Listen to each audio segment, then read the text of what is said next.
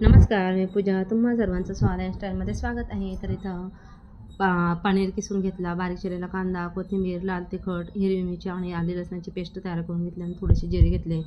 तर इथं मी बघा पालक स्वच्छ करून निवडून घेतला आणि स्वच्छ धुवून 5 मिनटं चांगला उकडून घेतला आणि थोडीशी चिमूटभर इतकी साखर घातली, म्हणजे जेणेकरून आपला पालकाचा रंग आहे ना तसा तसा राहील. तर इथं मी आज बनवणार आहे पालक पनीर पराठा. तर इथं मी एका बोलमध्ये 1 कप गव्हाचं पीठ आणि 3-4 चमचे बेसन पीठ आणि चवीनुसार मीठ घालून पिठाचा गोळा, पालकाची प्युरी घालून पिठाचा गोळा मळून घेतला. तर आता पिठाचा गोळा मी इकडे झाकून बाजूला ठेवला. आता एका बोलमध्ये किसलेलं पनीर, कांदा, कोथिंबीर, लाल तिखट, आले लसूण मिरची पेस्ट, जिरे आणि थोडंसं चवीनुसार मीठ घालून पनीरचं स्टफिंग बनवून घेतलं.